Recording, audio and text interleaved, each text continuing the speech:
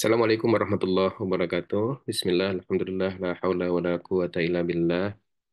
Allahumma salli ala Muhammad wa ala ali Muhammad kama sallaita ala Ibrahim wa ala ali Ibrahim wa barik ala Muhammad wa ala ali Muhammad kama barakta ala Ibrahim wa ala ali Ibrahim fil alamin innaka Hamidum Majid.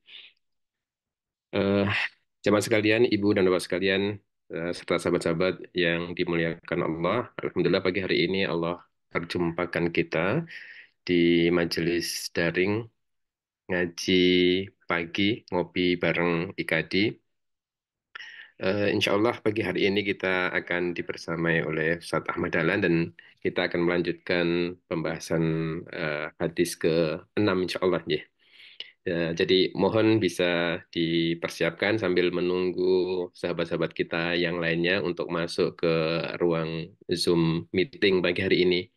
Alhamdulillah pagi hari ini Pak Adi Prasetyo Cilegon, mudah-mudahan sehat selalu. Bu Yeni dari Depok, Pak Teguh dari Sumatera Selatan. Tadi ada beberapa teman-teman dari Sumatera Selatan ya. Dan yang lainnya. Alhamdulillah sekali lagi kita dipertemukan dan diperjumpakan oleh Allah Subhanahu wa taala pagi hari ini. Eh, Kita akan sekali lagi membahas pagi hari ini hadis ke-6. Ini menjadi panduan kita untuk bisa bersikap dalam menyikapi kondisi hari-hari kita yang penuh dengan subhat, penuh dengan hal-hal yang saya kira penting untuk kita sikapi bersama-sama. Eh, Baik, agar lebih efektif, kita akan serahkan sepenuhnya kepada Ustadz Ahmad Dahlan untuk kajian pagi hari ini. Namun sebelumnya kami informasikan ajakan dari IKADI DIY untuk bisa berkontribusi bersama di dalam pembangunan pesantren Asma Amanina, yang seluruh informasi lebih jelasnya bisa Ibu dan Bapak sekalian lihat di website IKADI. Ini program yang sudah berjalan lama, pesantren yang dikelola oleh Ustadz IKADI, terutama Ustadz Deden Anjar, teman-teman akhwat yang dipersiapkan untuk menjadi dai dan daiyah yang senantiasa mengajarkan pada umat Al-Quran. Nah, ada peluang buat kita semuanya berkontribusi mempersiapkan seluruhnya itu dengan lebih baik dengan berkontribusi dalam pendirian pesantren Asma Amanina. Baik, kira-kira demikian Ibu dan Bapak sekalian, kita langsung saja untuk menyimak kajian pagi hari ini bersama Ustadz Ahmad Dahlan. Monggo dipersilakan Ustadz. Oke, matur nuwun Pak Budi. Bismillahirrahmanirrahim. Assalamualaikum warahmatullahi wabarakatuh. Innal hamdalillah nahmaduhu wa nasta'inuhu wa nastaghfiruh wa na'udzu billahi min syururi anfusina wa sayyiati a'malina may yahdihillahu fala mudilla lahu wa may yudlilhu fala hadiya lahu. Asyhadu an la ilaha illallah wahdahu la syarika lah wa asyhadu anna nabiyyana Muhammadan abduhu wa rasuluhu la nabiyya ba'dah. Allahumma salli wa sallim wa barik ala sayyidina Muhammadin wa ala alihi wa sahbihi ajma'in. Subhanaka la ilma lana illa ma 'allamtana innaka antal alimul hakim. Allahumma 'allimna ma yanfa'una wanfa'na bima 'allamtana innaka ala kulli syai'in qadir. Amma ba'd. Bapak dan Ibu sekalian yang dirahmati Allah Subhanahu wa taala, alhamdulillah dengan izin dan karunia Allah Subhanahu wa taala kita diberikan kesehatan, kesempatan, waktu luang dan online pagi hari ini untuk membahas hadis-hadis dalam kitab Al-Arba'in An-Nawawiyah. Merupakan sebuah kitab hadis yang penulisnya Imam Nawawi sengaja mengumpulkan hadis-hadis yang bisa dijadikan sebagai kaidah dalam beragama, kaidah dalam memahami dan melaksanakan agama dalam kehidupan sehari-hari. Maka kita berusaha dengan mempelajari hadis-hadis Nabi ini dari Arba'in Nawawiyah, kita berusaha untuk bisa mengambil kaedah-kaedah, bisa mengambil prinsip-prinsip yang bisa kita jadikan sebagai pegangan dalam kehidupan kita sehari-hari.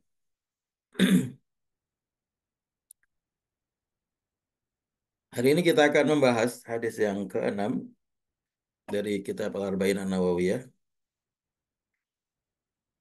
Bismillahirrahmanirrahim.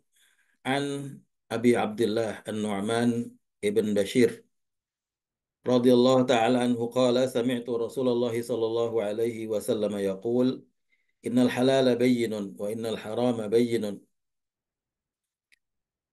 wa bainahuma umurun mushtabihat la ya'lamuhunna katsirun minan nas faman ittaqa syubuhati faqad istabra'a li dinihi wa 'irdihi wa man waqa'a fi syubuhati waqa'a fil haram karra'i yar'a hawla al-hima yushiku an yaqa'a fi ala wa inna likulli malikin hima ala wa inna himallahi maharimuh ala wa inna fil jasadi mudghah idza saluhat saluhal jasadu kulluh wa idza fasadat fasadal jasadu kulluh. Rawahul Bukhari wa Muslim. Dari Abu Abdullah An-Nu'man bin Bashir radhiyallahu taala anhu, dia berkata, aku mendengar Rasulullah sallallahu alaihi wasallam bersabda, sesungguhnya yang halal itu jelas dan yang haram juga jelas. Dan di antara yang halal dan haram itu ada sesuatu yang disebut dengan mustabihat. Hal-hal yang mustabihat. Mustabihat artinya yang bercampur antara kehalalan dan keharamannya. Bercampur dalam artian kita tidak bisa memastikan apakah dia haram atau halal. Jadi kita bisa artikan sesuatu yang samar hukumnya. La ya'lamuhunna katsirun minan nas, yang banyak orang tidak mengetahuinya, mengetahui hukumnya. Faman ittaqa syubuhati faqad istabra'a li dinihi wa irdihi, barang siapa yang berhati-hati dengan yang syubhat, maka dia telah membersihkan agama dan kehormatannya. Dan barang siapa yang jatuh kepada syubhat, maka dia jatuh kepada yang haram. Karena yar'a haulal hima, sebagaimana seorang penggembala yang menggembala di sekitar tanah hima. Hima ini tanah larangan mungkin bahasa kita sekarang ya. Tanah yang dimiliki seseorang dan orang lain tidak boleh memasukinya.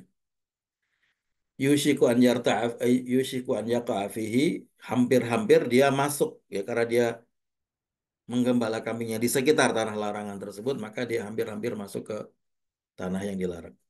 Ala wa inna likulli malikin hima, ketahuilah bahwa semua raja mempunyai tanah larangan, dan ala wa inna himallahi maharimu, tanah larangan Allah adalah hal-hal yang diharamkannya. Ala wa inna fil jasadi mudghah, ketahuilah bahwa dalam jasad itu ada segumpal daging, idza saluhat saluhal jasadu kulluh, kalau dia baik maka akan baik seluruh badannya.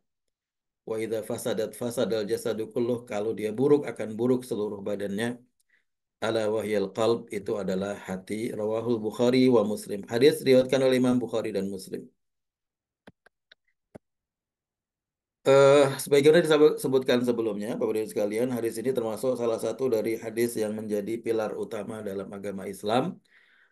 Misalnya Imam Ahmad kalau tidak salah, atau Imam Syafi'i, yang mengatakan bahwa bahwa agama Islam itu berputar di antara tiga hadis, yaitu innamal a'malu binniyat, kemudian hadis yang kelima yang kemarin, 3 minggu yang lalu, 3 pekan yang lalu, yaitu man ahdatsa fi amrina hadza ma laysa minhu fawarat, larangan tentang bid'ah. Dan hadis ini innal halala bayyinun wa innal harama bayyinun. Yang halal jelas, yang haram jelas. Sebagian ada yang menambahkan hadis yang ad-dinu an-nasihah. Jadi 4 ya. Karena nasihat juga menjadi pilar dalam kita berislam dan berinteraksi dengan sesama muslim dan juga sesama manusia. Hadis ini menjelaskan mengenai bahwa yang halal itu jelas, yang haram jelas. Jelas maksudnya Allah Subhanahu wa taala sudah menjelaskan hukumnya dalam Al-Qur'an. Rasulullah sudah menjelaskan hukumnya dalam hadis-hadis Nabi. Misalnya dalam Al-Qur'an Allah mengatakan qul la ajidu ma uhiya ilayya muharraman ala ta'imin yat'amuhu illa an yakuna maitah aw daman masfuhan aw lahma khinzir, dan seterusnya. Katakan wahai Muhammad, aku tidak menemukan apa yang diharamkan dalam wahyu yang diturunkan kepadaku, kecuali kalau dia adalah lah illa an yakuna maitah, bangkai, sesuatu yang disembel yang mati bukan karena disembelih dengan mengucapkan basmalah, kemudian daging babi, kemudian sesuatu yang dipersembahkan kepada selain Allah Subhanahu wa taala, kemudian darah, daman masfuhan, darah yang mengalir. Darah mengalir itu maksudnya darah yang terpancar ketika disembelih itu. Kalau darah yang tersisa ketika setelah tersembelih atau sebagian misalnya sumsum itu tidak diharamkan. Dan dalam ayat yang lain ditambah dengan khamr. Tentunya kalau khamr adalah minuman. Ya, dalam Al-Quran disebutkan hanya 5 saja. Makanan dan minuman yang haram. Dan ini kemudian menjadi dalil dari Imam Malik. Karena ayatnya mengatakan, Qul la ajidu fima uhiya ilayya muharraman ala ta'imin yat'amuh. Tidak ada yang diharamkan dalam wahyu yang diturunkan kepadaku, kata Muhammad, kata Rasulullah. Maka kemudian Imam Malik berpendapat selain itu semuanya halal. Kalaupun ada yang dilarang oleh Rasulullah Shallallahu Alaihi Wasallam dalam hadis-hadis Nabi itu menjadi makruh. Misalnya dikatakan naha an kulli dzina bin minas siba. Rasulullah melarang semua binatang, melarang untuk memakan semua binatang buas yang mempunyai taring. Itu kalau menurut Imam Malik menjadi makruh. Dan ini yang kemudian diambil oleh beberapa teman kita dari MTA misalnya yang mengatakan yang mengikuti pendapat ini sebenarnya dan itu sah secara fikih. Mengikuti pendapat salah satu pendapat dalam fikih itu boleh. Ya, dengan mengetahui argumentasinya, dengan berkeyakinan bahwa itu adalah argumentasi yang kuat, maka kemudian dia memilih pendapat tersebut. Mereka berpendapat bahwa misalnya anjing itu tidak haram, tapi makruh.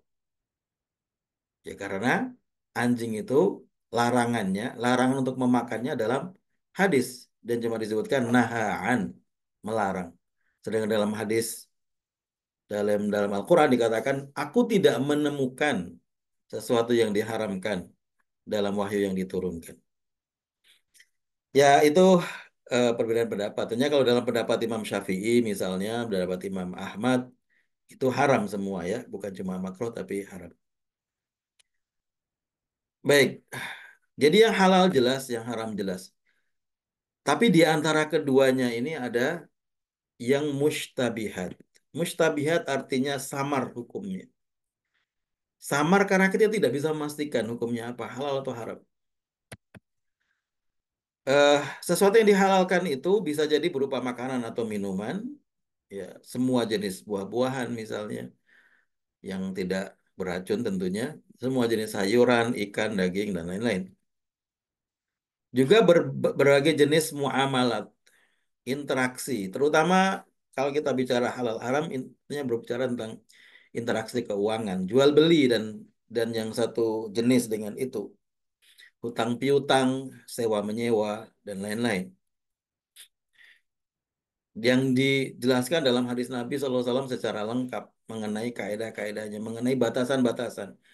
Dan hadis Nabi ketika bicara tentang muamalah tidak bicara mengenai mana yang boleh, tapi berbicara mengenai mana yang tidak boleh, mana yang haram. Yang dilarang apa? Jual beli yang dilarang apa? Tidak boleh menjual sesuatu yang tidak dimilikinya misalnya. Maka orang nggak boleh kalau misalnya dalam jual beli online dia tidak punya barang. Dia tahu dia cara ngambil barangnya di mana, cuman dia nggak punya barang. Kemudian dia membuat deskripsi dalam akunnya untuk jualan itu mengatakan menjual dengan deskripsi satu 2 3 dan seterusnya. Dia tidak menjual itu sebenarnya, dia hanya menjadi perantara.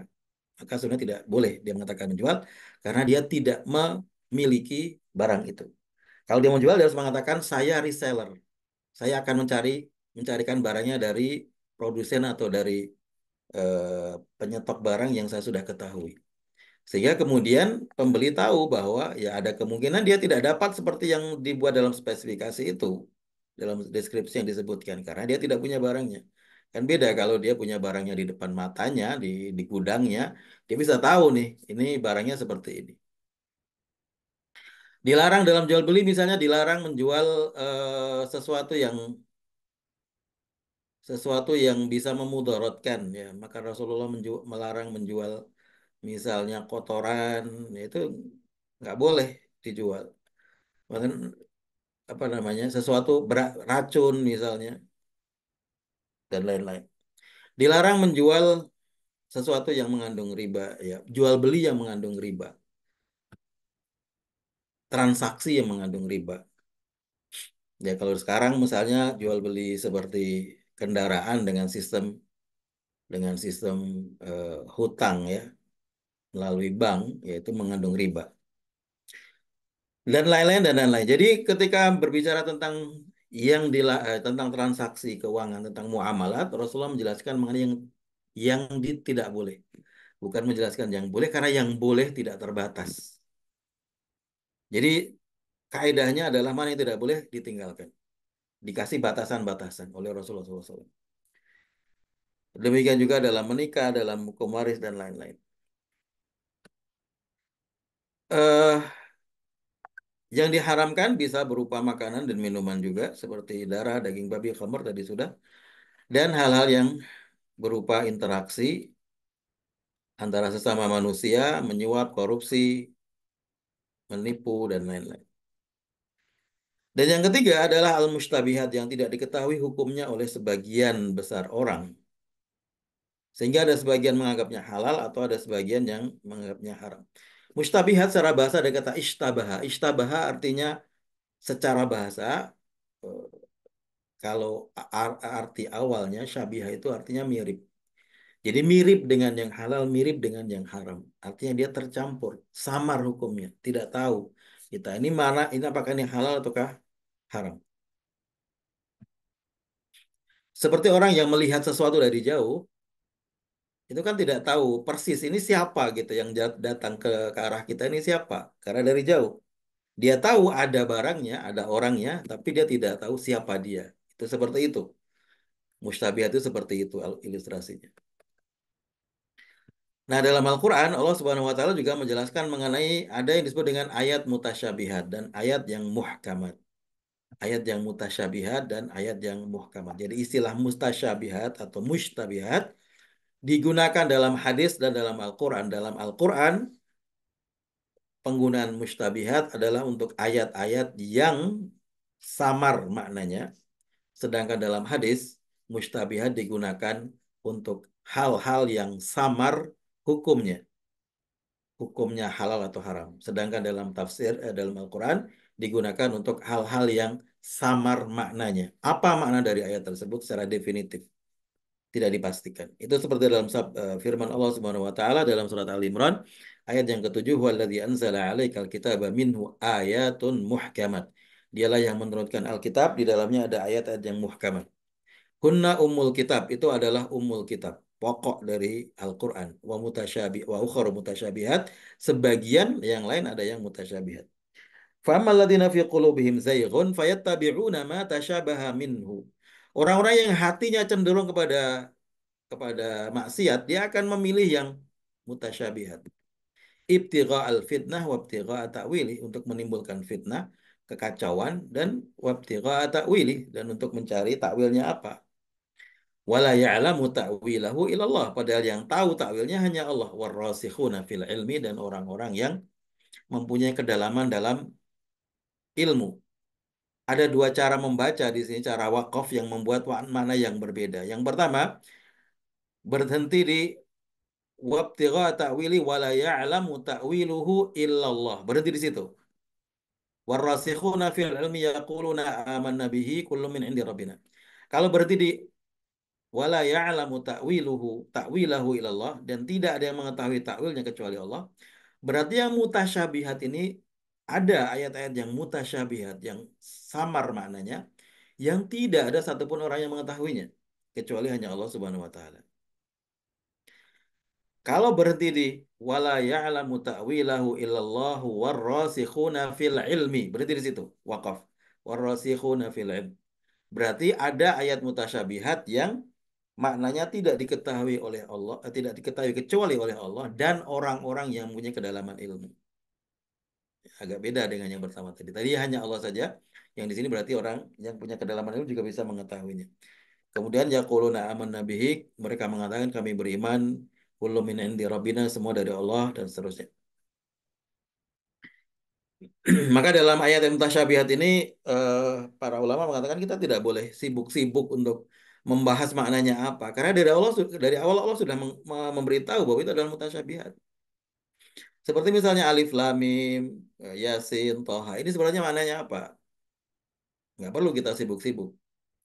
Ya beberapa tafsir yang terlalu berlebihan kemudian menafsirkan alif lam mim artinya a-nya apa, lamnya apa, mimnya apa. Tapi kan itu kita bisa pastikan 100% bahkan 1000% bahwa itu adalah dari dia. Dan kita bisa pastikan 100% bahwa itu belum tentu benar. Wong itu dari Allah Subhanahu wa taala. Alif lam mim itu dari Allah Subhanahu wa taala. Apakah tafsir dia bisa sama dengan yang dimaksud Allah Subhanahu wa taala? Ya belum tentu. Sangat sangat jauh sekali. Belum kemungkinannya tidak tidak bisa diukur apakah memang betul-betul itu mempunyai kedekatan dengan yang dimaksud oleh Allah Subhanahu wa taala atau tidak. Oleh karena itu sebagian ulama mengatakan ya kita tidak perlu sibuk-sibuk untuk membahas yang jelas-jelas mutasyabihat.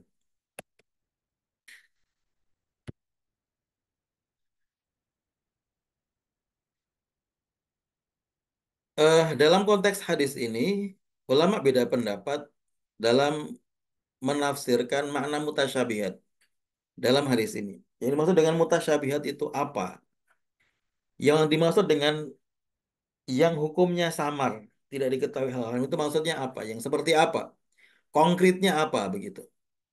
Imam Ahmad, kemudian Ayub As-Sikhtiyani bukan Ishaq ya, Ayub As-Sikhtiyani dan beberapa ulama lain berpendapat bahwa maknanya adalah sesuatu yang diperselisihkan oleh para sahabat dan ulama mengenai hukumnya, apakah halal ataukah haram.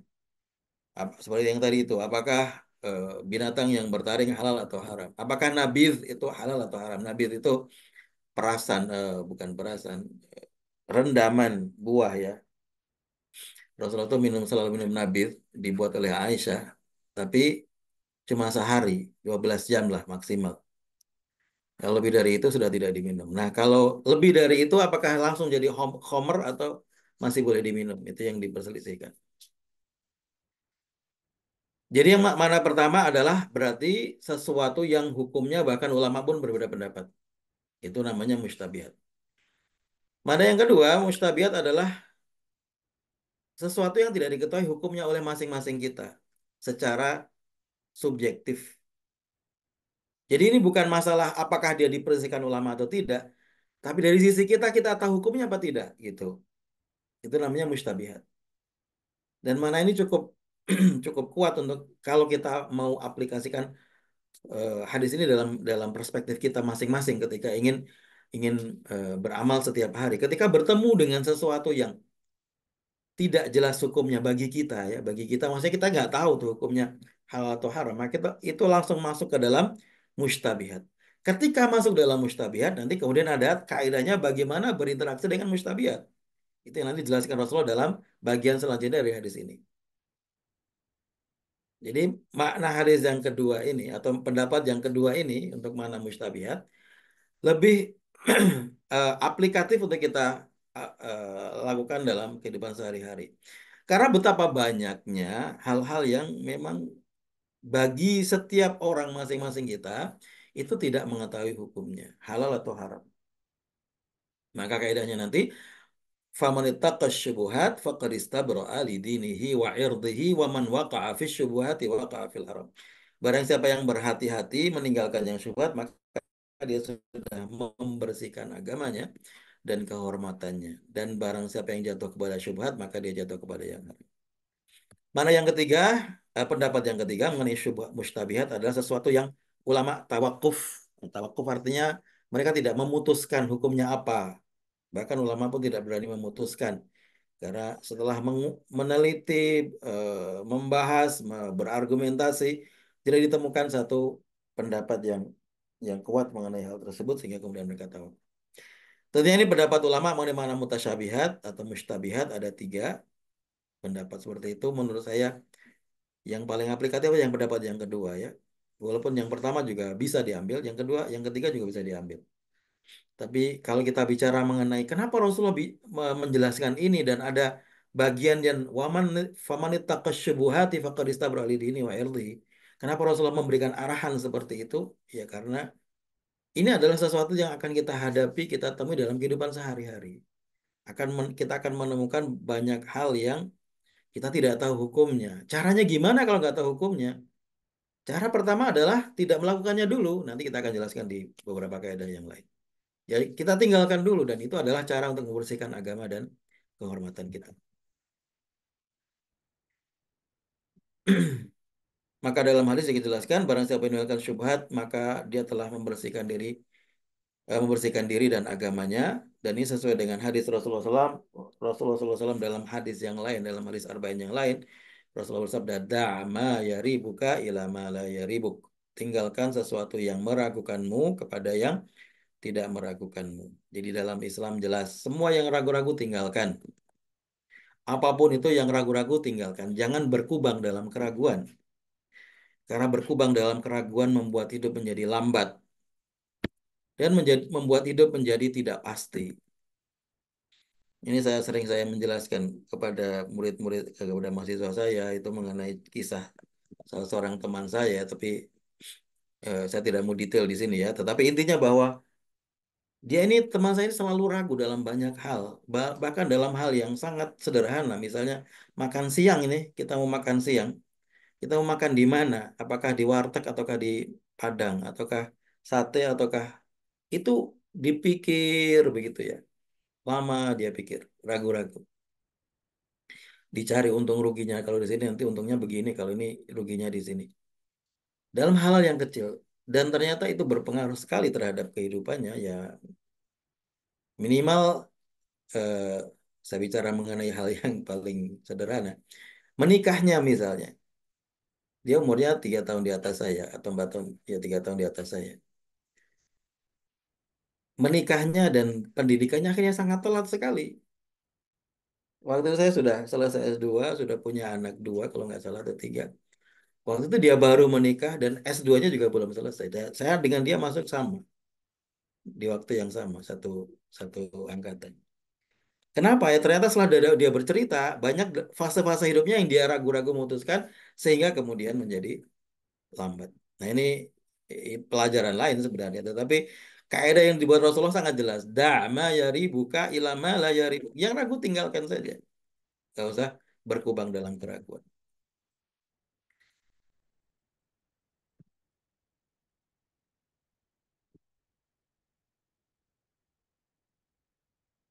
Ketika Rasulullah mengatakan, "Faman ittaqa syubuhati faqad istabra li dinihi wa 'irdihi wa man waqa'a fi syubuhati waqa'a fil haram."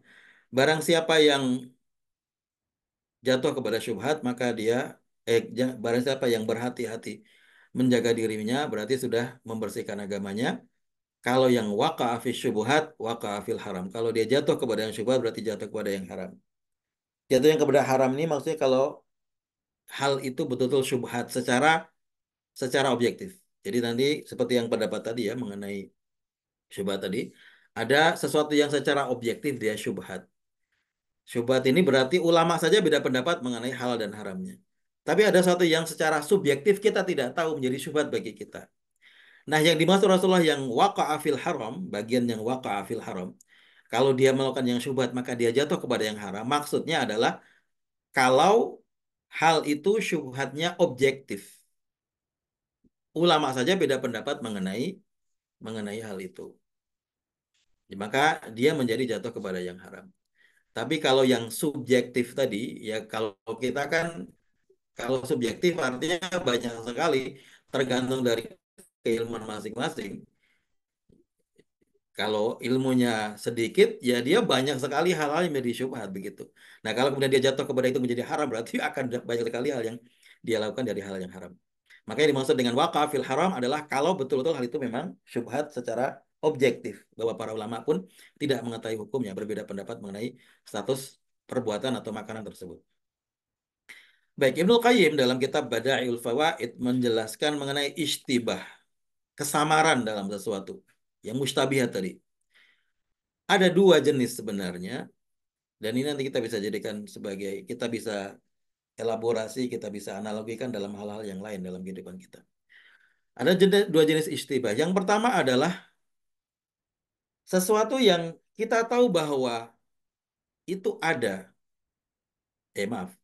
kita ragu mengenai apakah dia ada atau tidak ada. Kita ragu apakah dia ada atau tidak ada. Samar hukumnya mengenai wujudnya, apakah dia ada atau tidak ada. Maka dalam hal seperti ini yang kita lakukan harus memilih dengan keyakinan.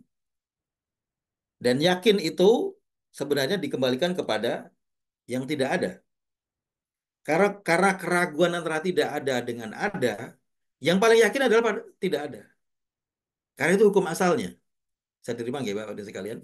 Jadi kalau kita misalnya meyakini, begini contoh-contoh aplikatornya begini. Kalau kita misalnya dalam sholat, kita ragu-ragu, apakah kita berhadas, buang angin, ataukah tidak? Kan sering ya, kalau kita perut sedang bermasalah begitu, kemudian ragu-ragu tadi buang angin apa tidak? Kalau buang angin berarti batal, kalau tidak buang angin berarti tidak batal. Nah, keraguan antara ada dan tidak ada, yang diambil adalah keyakinannya. Harus ngambil yang yakin. Yang yakinnya yang mana? Yang yakinnya adalah kondisi awalnya. Kondisi awalnya itu apa? Ketika kita masuk sholat tadi, kondisinya kita sudah wudhu atau belum? Ya pasti sudah wudhu. Nggak mungkin kita sholat nggak wudhu. Berarti kondisi yakinnya adalah bahwa kita tidak batal. Berarti yang diambil dalam kondisi itu, dalam situasi itu, berarti kita menganggap bahwa kita tidak batal. Maka Rasulullah bersabda, "Falayan sarif hatta yasma'a sautan au yajida rihan." Ketika seorang sahabat bertanya kepada Rasulullah, "Ya Rasulullah, seseorang sholat mendapatkan sesuatu dalam perutnya, dia ragu-ragu apakah dia buang air atau tidak." Rasulullah mengatakan, "Jangan dia tinggalkan sholat, jangan dia membatalkan sholatnya, sampai dia mendengar suara atau membaui bau."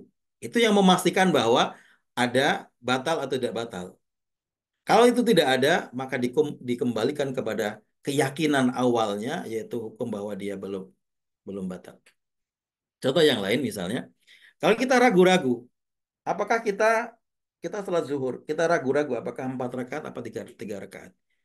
Kita ragu-ragu mengenai kewujudannya, rakaat terakhir ini sudah atau belum, gitu. Kita sholat di tengah sholat kemudian ragu-ragu ini rakaat yang keempat atau ketiga yang ini. Kalau ini ketiga berarti saya harus nambah satu lagi. Kalau ini keempat berarti saya tahiyat akhir salam. Yang mana? Dikembalikan kepada yang yakin. Yang yakinnya yang mana? Yang yakin adalah kondisi awal. Kondisi awal berarti berapa? Tiga.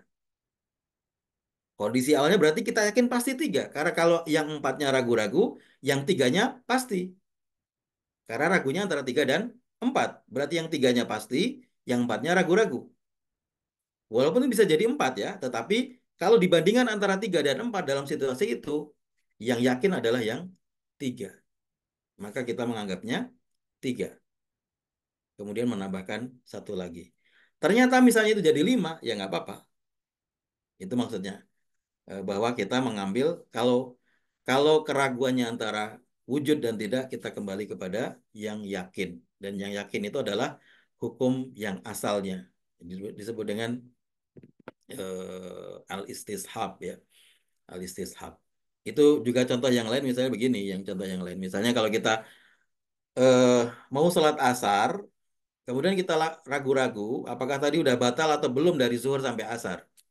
Padahal ini nggak ada air misalnya. Jadi kita ragu-ragu apakah sudah batal antara sholat zuhur sampai asar. Kita mau sholat asar. Di situ yang yakin yang mana? Kalau tadi sudah sholat zuhur, berarti yang yakinnya adalah bahwa kita dalam kondisi suci. Antara zuhur dengan asar yakinnya adalah kondisi suci karena zuhur sudah bersuci, sudah wudhu sebelum sholat zuhur. Ragunya yang mana? Ragunya adalah apakah kita batal atau tidak dari zuhur sampai asar. Berarti yang diambil yang mana? Yang yakin. Yang yakinnya adalah bahwa kita masih suci dan belum batal. Baik. Istibah yang kedua dijelaskan oleh Ibnu Qayyim, samar hukum yang kedua adalah kalau kita tahu wujudnya ada semua ini wujud sudah ada, memang ada. Tapi kita tidak tahu yang mana. Ini contohnya banyak sekali ini. Misalnya kita beli daging, banyak daging itu, campur daging daging daging segar, campur di situ. Tapi kita tidak tahu, kita tahu bahwa itu sebagian adalah daging babi, sebagian daging kambing atau daging eh, daging sapi. Tapi kita tidak tahu yang mana. Jadi ragunya itu bukan antara wujudnya dan tidaknya, tapi antara yang mana. Nah, ini bagaimana cara memilihnya? Contoh yang lain adalah kalau kita misalnya mau menikah, dikasih pilihan oleh misalnya ini menikah yang dinikahkan ya di apa namanya dijodohkan. Ada beberapa wanita, kita tahu bahwa sebagian dari wanita itu, mungkin satu dari 5 orang itu adalah saudara saudara sesusuan dengan kita, saudara rodoah ya, sesusuan. Bagaimana cara memilihnya? Ini kita tahu bahwa memang ada di antara itu ada yang tidak boleh kita nikahi, tapi kita tidak tahu yang mana. Maka Ibnu Qayyim mengatakan dalam situasi ini yang digunakan adalah ghalabatul dzan. Karena yang yakin tidak ada. Ghalabatul dzan artinya sangkaan yang paling kuat. Jadi berdasarkan analisa kita, berdasarkan faktor-faktor lain yang kita bisa jadikan sebagai sebagai apa namanya sarana untuk memutuskan, kita bisa mengambil mana yang menurut kita paling kuat bahwa ini halal atau haram. Jadi misalnya daging tadi, kalau kita misalnya sedikit mengetahui misalnya ciri-ciri mengenai daging, maka kita bisa, oh menurut saya yang paling kuat sangkaannya yang ini yang daging sapi, yang ini yang daging babi. Maka yang diambil yang daging sapi. Demikian juga ketika menikah tadi, eh, yang ini yang dia bukan saudara sesusuan, yang ini saudara sesusuan maka tidak boleh dinikahi. Ini kita akan bertemu dengan banyak hal seperti itu loh, Bapak Dino sekalian dalam kehidupan sehari-hari mengenai hal haram, terutama di zaman kita ya. Terutama ketika bicara mengenai pekerjaan, nih, pekerjaan, mencari uang. Itu akan banyak sekali seperti ini. Ya, apakah ini halal atau haram? Maka itu salah satu kaidah yang ditawarkan atau yang dijelaskan oleh Ibnu Qayyim dalam kitab Badail Fawaid. Baik, Rasulullah kemudian menjelaskan mengenai ilustrasi mengenai orang yang jatuh kepada yang syubhat itu adalah seperti orang yang mengembala kambing di sekitar tanah yang menjadi tanah larangan hima ya hima dengan istilah hima.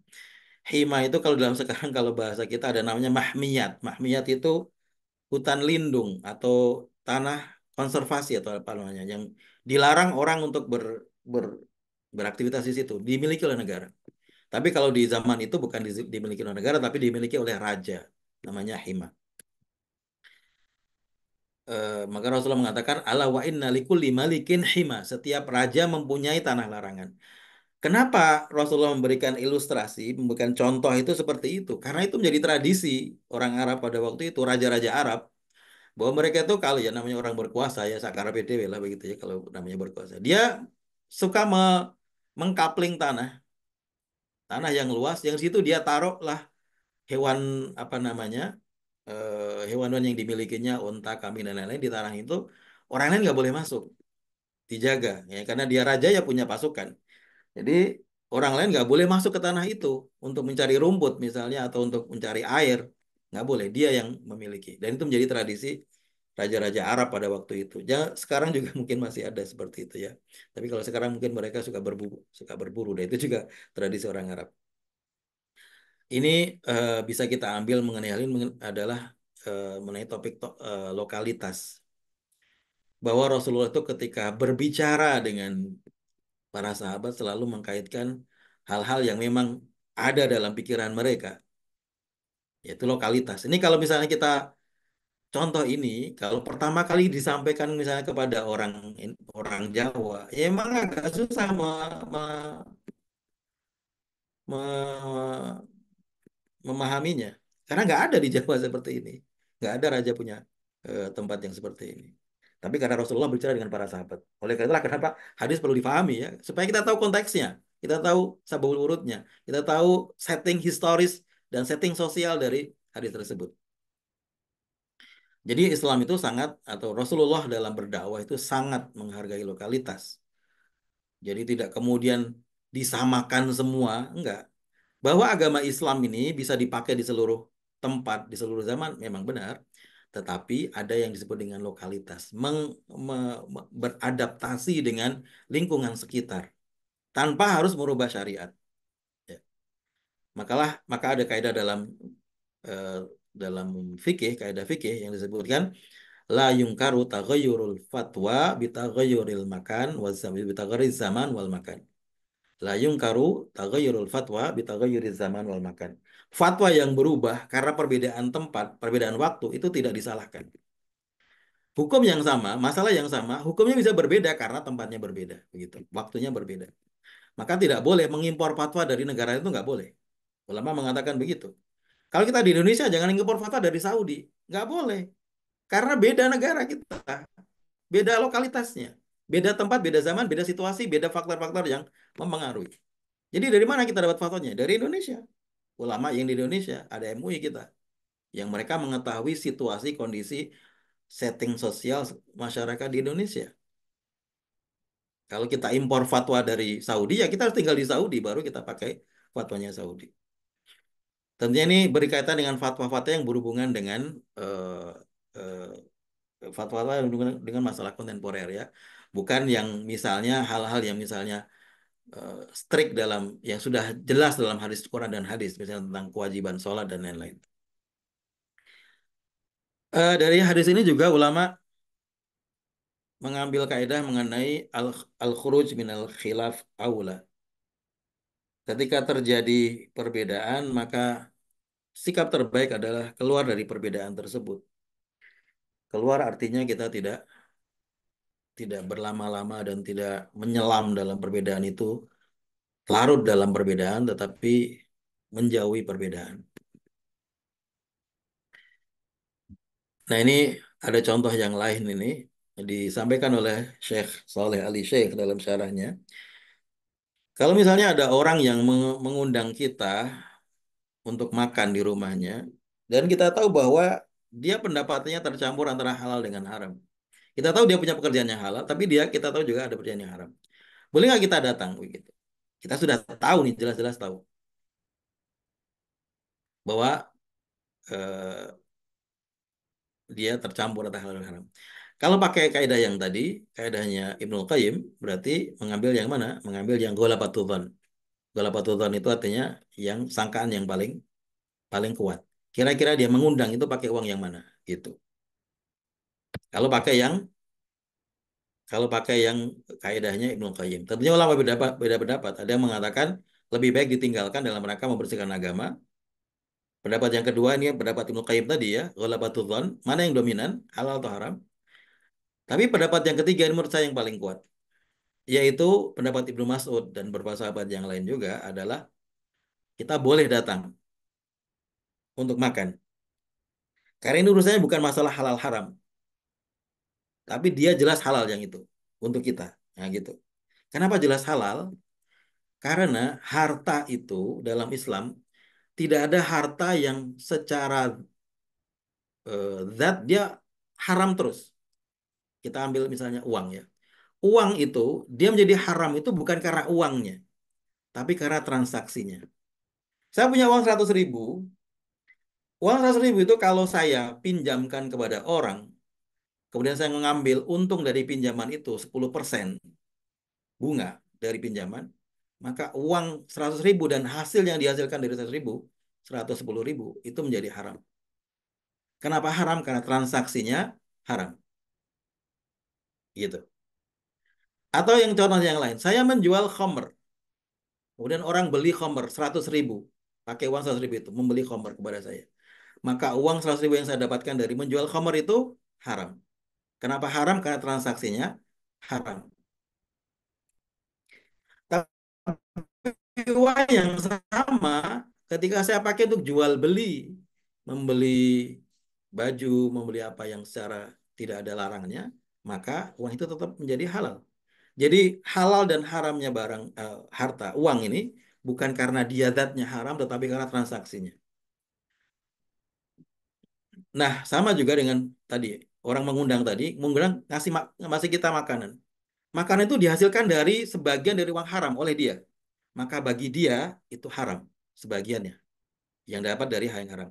Tapi bagi kita sampainya makanan itu kepada kita dengan cara apa? Transaksinya apa? Transaksinya adalah hibah atau hadiah atau sedekah, memberi kepada kita tanpa kompensasi.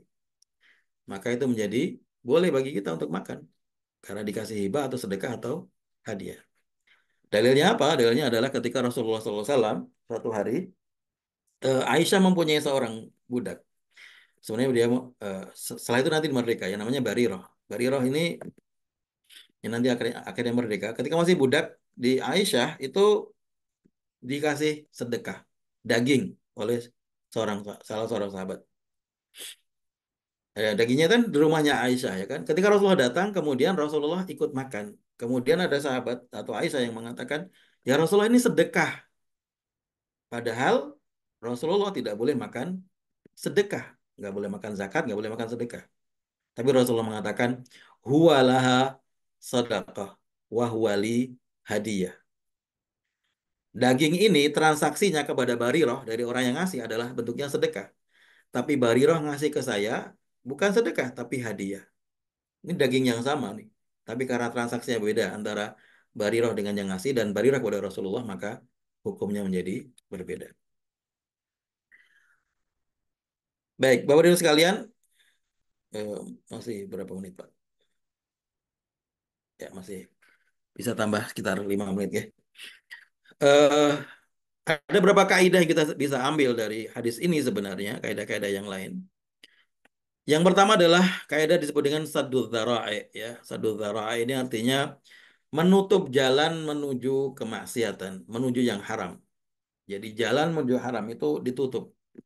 Padahal perbuatan itu aslinya bukan perbuatan yang haram, tapi karena dikhawatirkan jatuh kepada yang haram, maka kemudian jalan itu ditutup. Yaitu membawa semua hal yang membawa kepada kemaksiatan atau keharaman, baik sekarang maupun nanti, kalau diketahui dengan keyakinan atau dengan sangkaan yang sangat kuat, maka itu boleh dibuat boleh dilarang juga. Ini contoh yang paling mudah. Kalau misalnya kita tahu bahwa misalnya yang sering saya sampaikan kepada murid-murid saya, mahasiswa saya, kalau kita tahu misalnya di hutan UGM itu, misalnya nih, diketahui bahwa setiap malam minggu di hutan UGM itu digunakan untuk maksiat kalau habis Isya misalnya. Dan itu diketahui secara pasti, yakin ada datanya. Atau sangkaan yang kuat ya dengan data juga. Bahwa banyak orang melakukan maksiat di situ ketika habis Isya sampai subuh. Maka yang berwenang boleh membuat peraturan tidak boleh masuk ke hutan UGM pada malam minggu setelah Isya, misalnya. Padahal secara hukum asalnya masuk ke dalam hutan itu boleh, nggak ada larangannya. Tapi karena dikhawatirkan membawa kepada kemaksiatan, maka kemudian dilarang. Itulah mengapa Rasulullah SAW mengatakan dalam sebuah hadis, la yakhluwanna rajulun bimra'atin illa kana thalithuhuma asyaiton. Rasulullah melarang dua orang, laki-laki dan perempuan berduaan di suatu tempat yang sepi, yang tidak ada orang lain. Berduaan saja itu tidak ada bukan sesuatu yang haram. Kalau semuanya sedang duduk aja, nggak ngapa-ngapain, duduk aja, nggak ngapa-ngapain, ya nggak haram. Tetapi karena kalau berduaan laki-laki perempuan, kata Rasulullah, yang ketiga adalah setan. Akan dikhawatirkan mereka melakukan kemaksiatan karena sepi, nggak ada orang. Maka kemudian berduanya dilarang. Padahal berduanya aslinya tidak apa-apa. Juga seperti gratifikasi, Bapak sekalian. Gratifikasi itu kan orang kasih hadiah tuh. Seorang bawahan atau orang yang punya kepentingan, saudagar, orang kaya, bisnismen, datang ke pejabat ngasih hadiah. Hadiah kan hukumnya mubah. Orang ngasih hadiah boleh. Tapi karena dengan hadiah itu dikhawatirkan akan mempengaruhi atau dijadikan alasan sarana untuk mempengaruhi pejabat itu untuk ketika mengambil kebijakan, maka itu menjadi haram. Itu namanya sadul dharai.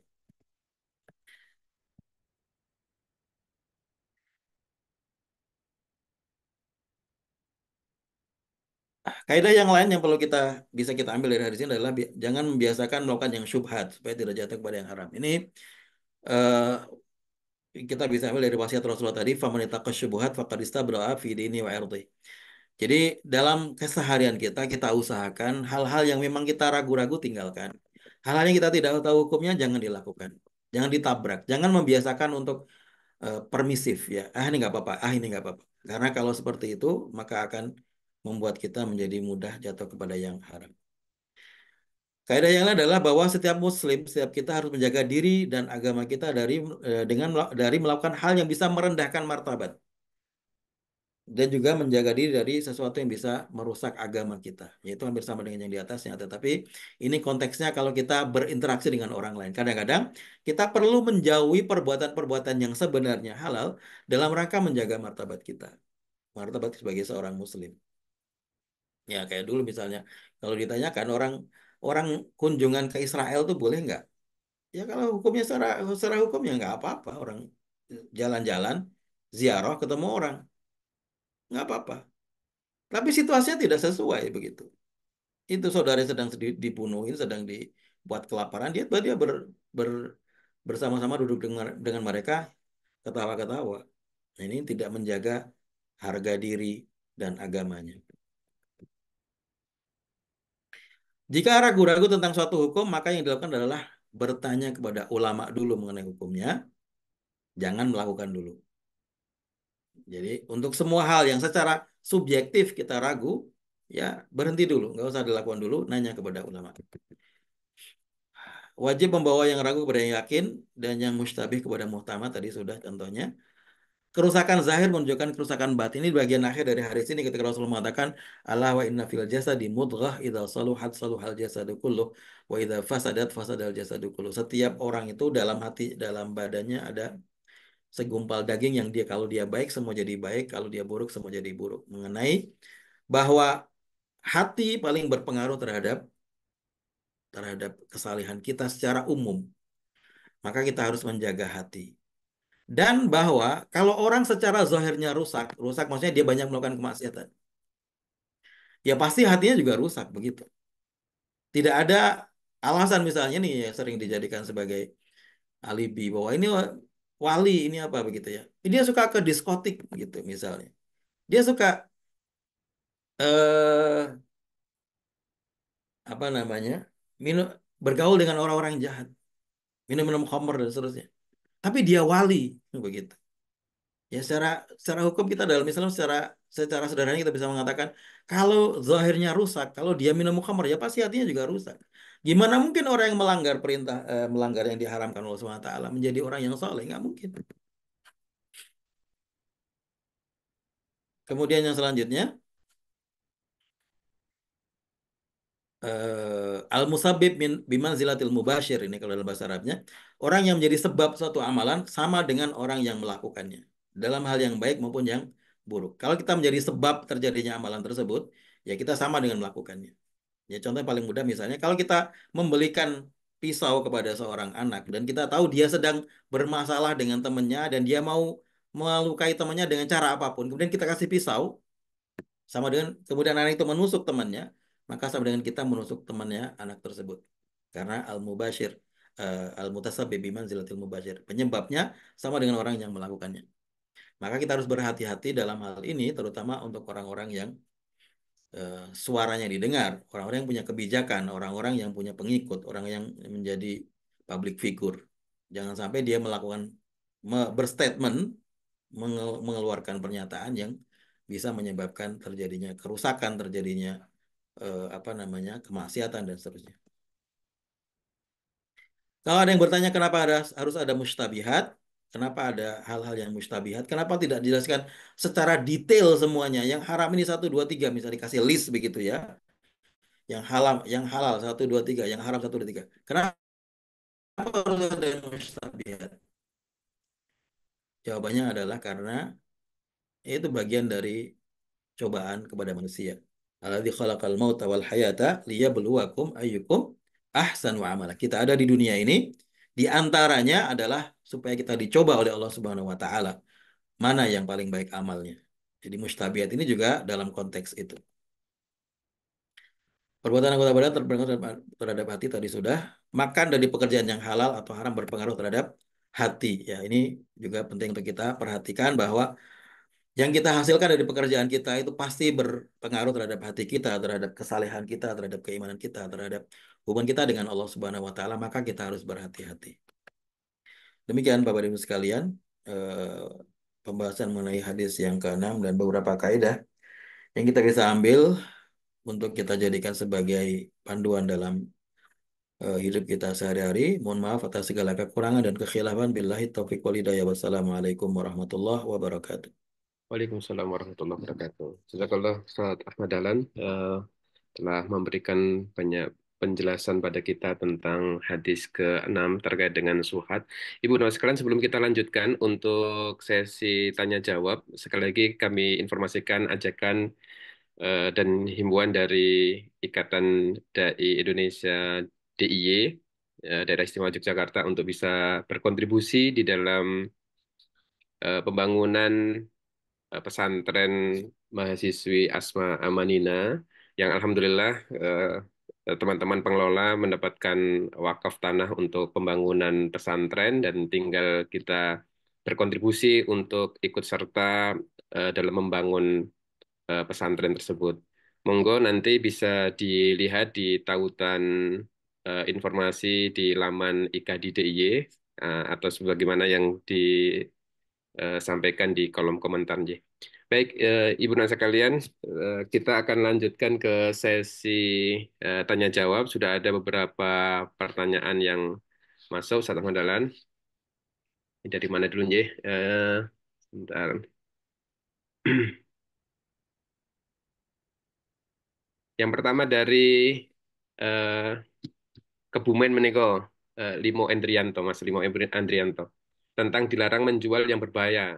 Tadi disampaikan yang beracun. Nah, kalau jualnya racun tikus dan semut, tapi kan itu berbahaya juga bagi manusia, kata Sundi, Ustaz. Iya. Monggo. Yang dimaksud itu adalah sesuatu yang memudorotkan yang jelas memang tidak ada manfaatnya sama sekali ya. Kan kalau racun tikus itu ada manfaatnya, manfaatnya untuk bunuh tikus. Itu sama dengan menjual pisau, menjual senapan, yang lain-lain. Itu kan ada manfaatnya. Misalnya kalau senapan untuk berburu misalnya ya, panah untuk berburu, kan ada manfaatnya. Tapi kalau satu yang tidak ada manfaatnya, tapi manfaatnya hanya untuk kemudorotan gitu. Fungsinya hanya untuk kemudorotan saja, yaitu yang tidak boleh. Ya, kalau yang memang dia sebenarnya ada penggunaannya secara normal itu bisa digunakan untuk kemanfaatan, ya nggak apa-apa. Terus apakah kita berdosa kalau misalnya kita jual jual pisau, kemudian yang beli pisau dipakai untuk bacok orang begitu? Ya enggak. Kalau kita tahu bahwa dia memang, kalau kita tidak tahu bahwa dia akan bacok orang. Kalau kita yakin bahwa dia beli pisau untuk bacok orang, kita nggak boleh jual pisau itu. Atau kita tahu bahwa dia beli racun tikus untuk keracunin diri sendiri, bunuh diri, atau keracunin tetangganya, nggak boleh. Kalau kita tahu, tapi kalau tidak tahu ya tidak, karena barang itu sebenarnya dia mempunyai fungsi lain yang ada kemanfaatan yang lain. Yang dalam dalam kondisi normalnya, ya dalam dalam hal yang dalam situasi yang biasa kita lakukan sehari-hari, dia tidak digunakan untuk hal itu. Demikian, Muhammad. Nji, eh, Matur nuwun. Demikian, Nji, Pak Limo Endrianto. Berikutnya dari, wah ini dari Prabamulih nih, Ustaz. Andriadi. Kebun kosong tidak tahu siapa yang punya, lalu kita tanami, nah hasilnya dimakan atau dikasihkan orang lain, itu halal atau haram? Saya nggak tahu ya kalau di Jawa kayaknya nggak ada Pak, kebun kosong nggak ada, nggak ada yang punya.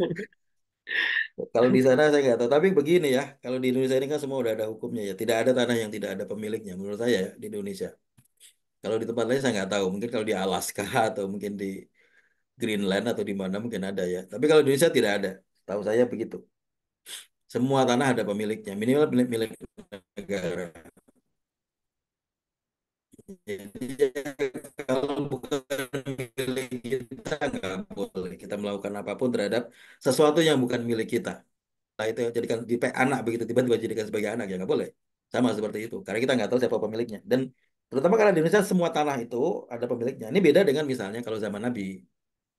Zaman Nabi banyak tanah yang memang tidak ada pemiliknya, tidak ada sertifikat, tidak ada apa-apa, dan orang yang datang untuk mengelola boleh silakan selama dia, nah, ini namanya ihyaul mawat itu kalau di konsep dulu ya, menghidupkan tanah yang mati. Tapi kalau di Indonesia sebenarnya tidak ada kebun kosong, tidak ada pemiliknya. Ah, kan kita tidak tahu pemiliknya, bukan tidak ada pemiliknya memang. Karena tidak tahu ya nggak boleh. Itu sama dengan yang konsep tadi, faman Faman istabra faman ittaqas syubhat faqad istabra li dini wa irdi. Minimal bagi kita menjadi syubhat itu. Dan kalau syubhat berarti tidak boleh dilakukan. Wallahu alam. Kalau di Jogja banyak tanah kosong, ternyata tanah milik Sultan. Jogja punya sultan semua. Iya. Nanti nanamnya di kebun sendiri aja itu Pak. Jadi, baik dari Megaria Ustaz. Bagaimana kalau dalam berkendara hanya berdua saja dengan sopir karena nggak bisa naik gitu. Misalnya naik Ya, Grab ini gitu. ini sebenarnya juga tadi ya, berduaan itu tidak ada hukumnya. Maksudnya mubah, hukumnya berduaan itu sebenarnya mubah. Tapi karena Rasulullah apa tadi melarang la yasluwanna rajulun bimra'atin illa kana syaitanu salisu marah hadis riwayat Abu Dawud. Ya karena itu kemungkinan akan menjadi maksiat. Larangannya itu karena sadu dzara'i tadi dikhawatirkan itu akan jatuh kepada kemaksiatan. Dan ini sebenarnya terjadi juga di Arab banyak kasus-kasus seperti itu ya, yang sopir kemudian dengan dengan tuannya yang perempuan gitu melakukan hubungan dan seterusnya. Ada banyak kasusnya dan ini sempat menjadi juga salah satu concern para ulama untuk dibahas dalam ceramah-ceramah mereka karena itu berbahaya. Bagaimana dengan Grab dan seterusnya? Pertama tadi mengenai sopir ya, yaitu saya mengatakan hukum asalnya memang bukan tidak boleh, tetapi dikhawatirkan terjadi. Terutama kalau itu berulang. Kalau dengan sopir terus tentunya pasti akan berulang. Kecuali kalau misalnya perbedaan umur yang sangat jauh. Misalnya yang tuannya, majikannya sudah umur 70 tahun begitu. Sopirnya 15 tahun atau 17 tahun, 20 tahun misalnya. Ya nggak akan mungkin terjadi yang seperti itu. Tapi kalau sama-sama muda misalnya, yaitu bisa menjadi sebab. Oleh karena itu dihindari, yang harus dihindari. Tetapi kalau untuk Grab ya, atau juga untuk tadi kondisi yang sopir, ada kondisi namanya darurat atau kondisi namanya hajat. Darurat ini adalah kesulitan yang sangat sangat berat, al-masyaqqah. Ya. Jadi kalau kita tidak melakukannya, kita akan jatuh kepada kesulitan yang sangat berat, namanya darurat. Yang kadang-kadang bisa sampai membawa kepada kematian atau kesakitan yang luar biasa. Itu namanya darurat. Tapi ada namanya hajat. Ya, hajat itu sebenarnya kebutuhan yang tidak sampai kepada darurat. Bahwa kita perlu melakukan itu. Kalau kita tidak, maka kita juga akan kesulitan, tapi tidak sampai kepada darurat. Nah, dalam kaidah ulama ada namanya al-hajatu tunazzalu manzilat darurah. Hajat itu kadang-kadang bisa dihukumi seperti darurat. Nah, dalam konteks Grab tadi, ya mungkin begitu kadang-kadang ada dalam beberapa situasi di mana kita tidak ada pilihan kecuali untuk menggunakan Grab yang kemudian akhirnya berduaan.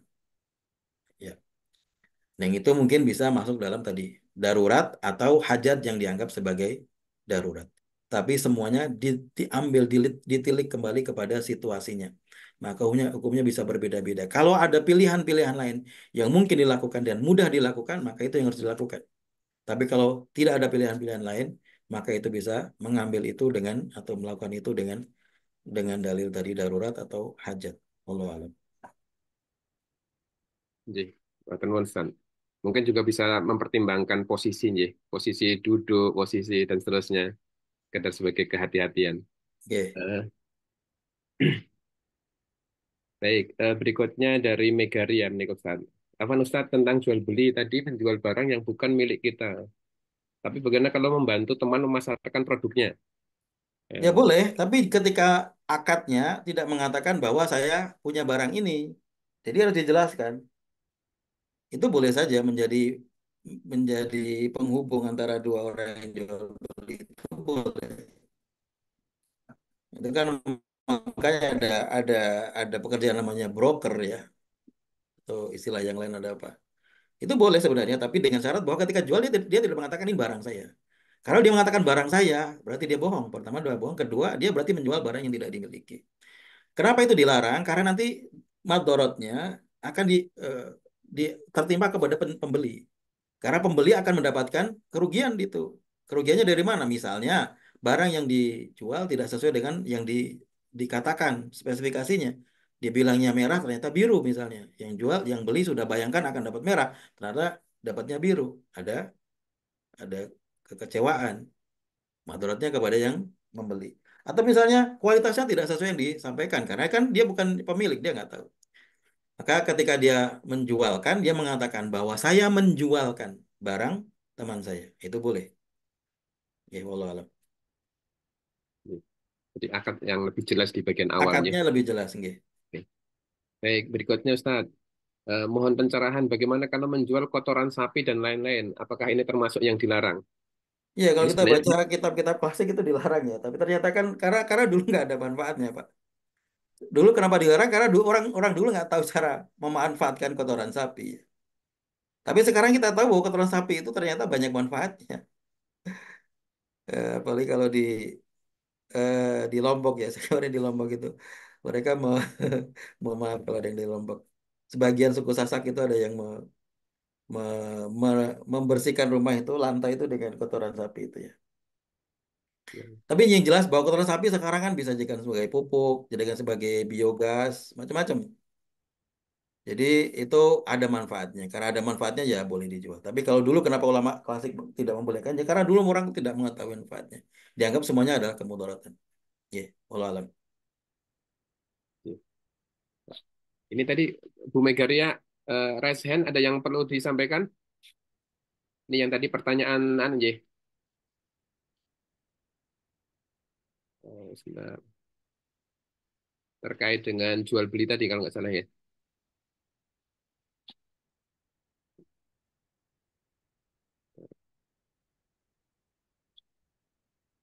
Atau lanjut dulu nggih.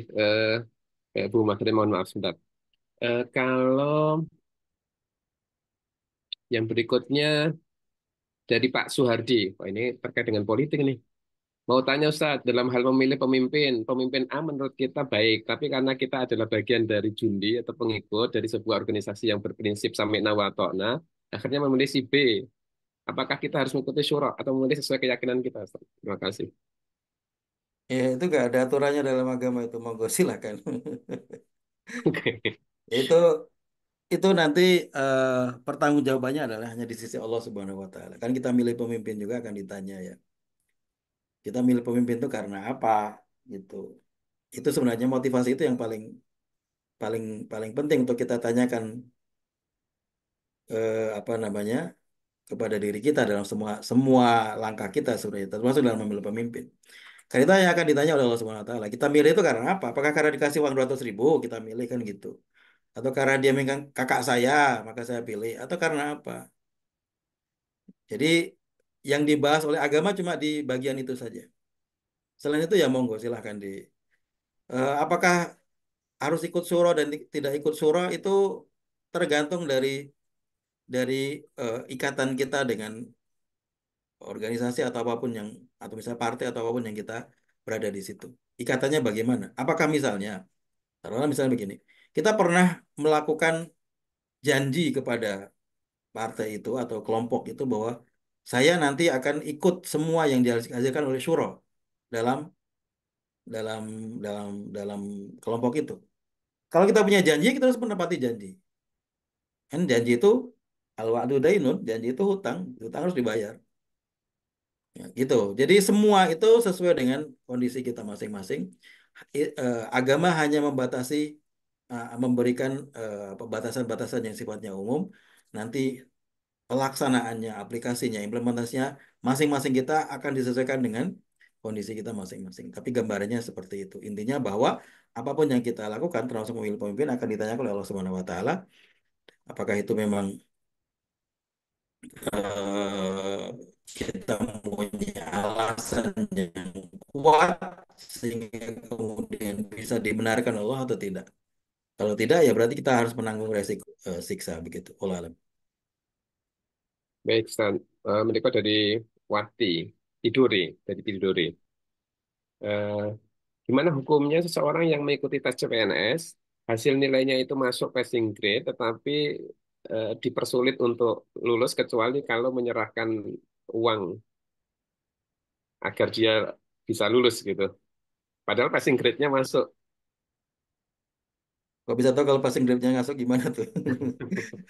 Tapi beginilah ya Pak, bahwa intinya kita menggunakan hukum yang hukum yang umum saja ya. Hukum yang umum mengenai bahwa al-rashi wal murtashi finnar. Rasulullah mengatakan dalam hadis ar-rashi wal murtashi finnar. Ada dalam hadis yang lain la'anallahu rashi wal murtashi. Allah melaknat orang yang menyuap dan orang yang disuap.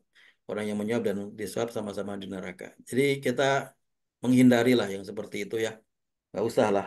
Kalau memang itu bukan apa namanya, bukan rezeki kita yang nggak usah kita kejar sampai seperti itu. Saya mohon maaf, saya juga mengalami. Saya kebetulan dengan Pak Budi juga PNS kali ya. Tapi maksudnya saya juga mengalami seperti itu ya. Katanya harus diminta ya. Kalau saya diminta saya nggak akan ngasih. Dan saya akhirnya masuk dengan cara yang seperti itu, dengan cara yang bersih, tidak memakai bayar-bayaran sama sekali di tempat yang saya tidak kenal siapapun di situ begitu ya. Tadi kembali kepada yang kaidah bahwa apa yang kita hasilkan itu berpengaruh terhadap hati kita. Kita berusaha semaksimal mungkin apa yang kita bisa lakukan kita lakukan untuk membersihkan. Walaupun namanya hasil pekerjaan seseorang itu pasti tercampur dengan yang haram dalam semua bidang pekerjaan. Saya pastikan bahwa dalam semua bidang yang pekerjaan pasti akan tercampur dengan yang haram walaupun sedikit. Termasuk orang jual beli, termasuk orang kerja di kantor, termasuk orang kerja apapun, pasti akan tercampur. Sedikit atau ada yang sedikit, ada yang banyak. Oleh karena itulah mengapa kita diperintahkan untuk berzakat. Rasul mengatakan, "Khudz min amwalihim shadaqatan tutahhiruhum wa tuzakkihim biha." Fungsi di antara fungsi dari sedekah dan zakat adalah untuk membersihkan, membersihkan harta dan membersihkan hati kita dari kotoran harta tersebut. Jadi kita berusaha yang seperti itu jangan dilakukan ya, walaupun tadi katanya harusnya lulus ya tidak, tapi tidak diluluskan ya. Walau alam itu kita kadang saya juga paham ya tentang seperti itu. Di balik-balik tirai kayak gitu saya nggak paham ya. Tapi intinya kita menggunakan yang kaidah yang umum saja mengenai larangan melakukan suap. Walau alam. Iya, syukur-syukur bisa melawan ya. Era sosmed semuanya bisa dibongkar gitu. Baik, eh, menikah ada satu Bu Megaria. Teman-teman bisa meng-unmute Bu Megaria satu saja. Nanti insya Allah pekan berikutnya kalau misalnya ada yang perlu untuk diperjelas bisa disampaikan. Ya, Monggo. Afwan Ustadz. Ya, Afwan Ustadz mau perjelas tadi masalah jual beli. Ya, seperti ini Ustadz. Artinya kita apa ya? Maksudnya ini masalah permodalan saja. Karena modalnya tidak maksimal, jadi kami tidak bisa menyediakan semua barang. Nah, yang kami sediakan itu barang-barang tertentu saja. Nah, sementara barang yang tidak ada di toko kami itu orang cari. Kira-kira gimana kalau seperti itu, Ustadz? Apakah eh, karena barangnya tidak ada di kami sehingga itu subhat? Gimana, Ustadz? Oke, untuk yang barang-barang tidak ada, kita jelaskan, Bu. Yang penting akadnya jelas di awal. Jadi kita jelaskan kepada pembeli bahwa kita punya barang yang ini nih, kita punya stoknya. Yang ini kita tidak ada stoknya. Jadi kita bukan menjual, tapi menjualkan. Kita akan dapatkan suppliernya, dapatkan distributornya, dapatkan produsennya, tapi ini kita tidak mempunyai barangnya. Yang penting itu dijelaskan, karena kalau kita mengatakan kita menjual padahal barangnya nggak ada, itu jatuh kepada larangan tadi. Jadi sebenarnya Islam itu terutama dalam jual beli ya, yang paling dilarang adalah goror tadi ya. Goror itu ya ketidakjelasan, menipu yang karena ada tidak yang jelas. Ada sesuatu yang ditutupi, gitu. Horor itu adalah penipuan karena ada sesuatu yang ditutupi. Dalam semua jenis apa penipuannya, sedikit maupun banyak. Maka Islam berusaha supaya jual beli itu jelas dari awal. Semuanya jelas, dibuka semuanya. Bahkan jelaskan cacatnya. Barang ini ada nodanya dikit di sini gitu. Sampai seperti itu, iya. Dalam rangka supaya membersihkan jual beli kita. Ya, dengan itulah kita berharap bahwa hasil yang kita dapatkan juga halal. Jadi sebenarnya bukan masalah tidak bolehnya, tapi masalah kejelasannya. Kalau kita jelaskan ya nggak apa-apa, kita jelaskan kepada pembeli bahwa barang ini kita tidak ada stoknya, kita kita bisa mencarikan. Nah, tapi barangkali akan berbeda dengan yang Anda harapkan. Begitu kita jelaskan seperti itu. Karena barang itu nggak ada. Kalau barangnya ada, kita bisa jelaskan. Barangnya seperti ini, bisa dilihat nih barangnya seperti ini. Kalau ada cacat seperti ini, ada cacatnya seperti ini. Demikian, wallahu alam. Jazakallah Ustaz Ahmad Dahlan. Ini sudah eh, masuk ke menit ke-16 nih dari jadwal yang seharusnya. Jazakallah sekali lagi untuk Ustadz Ahmad Dahlan dan jamaah sekalian. Pagi hari ini kita belajar dari hadis ke-6 ini bahwa seorang muslim senantiasa mempertimbangkan segala hal yang akan dia lakukan, dia tempuh dalam kehidupan sehari-hari. Tadi dari contoh-contoh yang tadi disampaikan oleh Ustadz Ahmad Dahlan, mengarah semuanya ke arah itu ya, bahwa kita harus menjadi orang yang senantiasa mempertimbangkan dari semua aspek tentunya, baik dari sisi syar'i, kira-kira masuk ataukah tidak, bahkan mungkin tidak sekedar itu, dari contoh-contoh yang tadi disampaikan tentang masuk ke taman dan seterusnya, kita mempertimbangkan dari aspek hukumnya, mungkin juga dari aspek politik, dari aspek eh, apa persepsi sosial parkir di tempat yang menimbulkan persepsi yang kurang baik mungkin perlu untuk kita pertimbangkan dan seterusnya. Jadi sekali lagi terima kasih. Insya Allah kita akan lanjutkan pekan depan masih bersama dengan Ustadz Ahmad Dahlan. Mungkin kita akan masuk ke hadis berikutnya atau nanti kita perlu pendalaman yang lebih lanjut. Saya kira demikian. Terima kasih. Jamaah sekalian kita akhirin baca alhamdulillah dan doa penutup majelis. Ya, subhanakallah wa bihamdika asyhadu an la ilaha illa anta astaghfiruka wa atubu ilaik. Terima kasih. Mohon untuk senantiasa bisa menyampaikan informasi tentang kajian ini kepada semua pihak biar manfaatnya lebih luas lagi. Terima kasih. Assalamualaikum warahmatullahi wabarakatuh. Waalaikumsalam. Kata nuwun, Ustaz. Nggih, sami-sami.